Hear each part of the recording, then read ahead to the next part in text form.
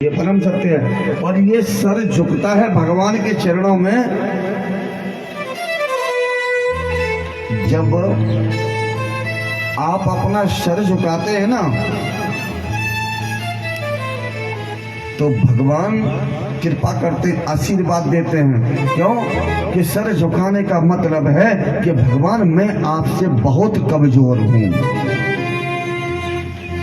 भाई नजरे तो सामने वो बुलाता है, आजा भाई, मेरी टक्कर का है तू, आजा सामने।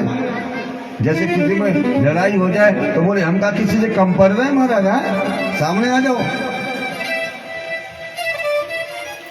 लेकिन भगवान के मंदिर में हम जब जाते हैं तो सर झुकाते, इसका मतलब है कि सरेंडर कर दिया हूं मैं तेरे आगे। तेरे से बड़ा कोई इस संसार में राष्ट्रपति, प्रधानमंत्री कोई नहीं है। प्रधानमंत्री को बनाने वाला भी तू ही है, कोई दूसरा नहीं है। इसलिए राधे राधे बोलना पड़ेगा। आइए भगवान नाम का कीर्तन करेंगे और कथा में प्रवेश करेंगे। क्यों? कि तन पवित्र सेवा करी, धन पवित्र दिए दान, मुख पवित्र हरि भजन सो, तो होत त्रिविध कल्याण। तन की सेवा किससे है?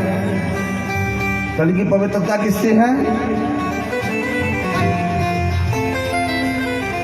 सेवा भाव से। सेवा कैसी होती है? भगवान का देखो पांडाल लगा है, कुछ मैया तो सोच लेती चलो ठाकुर जी का झाड़ा सुबह को लगा के आ जाए, साफ सफाई करके आ जाए, और कुछ सोचते अरे पंडित जी खुद ही लगा लेंगे, कहाँ जरूरत है?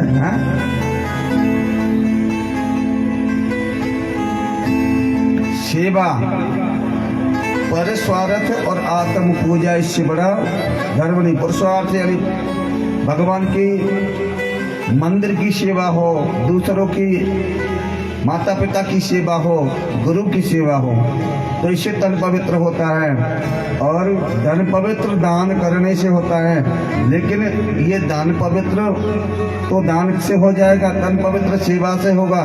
मन पवित्र कब होगा? जब भगवान का नाम जिह्वा से स्मरण किया जाएगा, तब अंतःकरण पवित्र हो जाएगा। बोलिए भक्तिवत्सल भगवान की। एक मैया कल बोल के गई, मेरे को ध्यान नहीं आ रहा है। महाराज जी कल एक भजन सुनाना, वो मैया है यहाँ पर, एक भजन के लिए बोल के गए थे, किशोरी कुछ ऐसा इंतजाम हो जाए। किसने बोला था? बोलिए भक्तिवत्सल भगवान की। इसी से शुरुआत करेंगे। और किशोरी कुछ ऐसा इंतजाम हो जाए, जुबा पे राधा राधा राधा नाम हो जाए। किशोरी कुछ ऐसा इंतजाम हो जाए, किशोरी कुछ ऐसा इंतजाम हो जाए।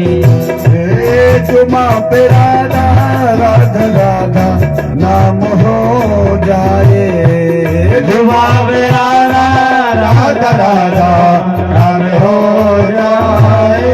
किशोरी कुछ ऐसा इंतजाम हो जाए, किशोरी कुछ ऐसा इंतजाम हो जाए।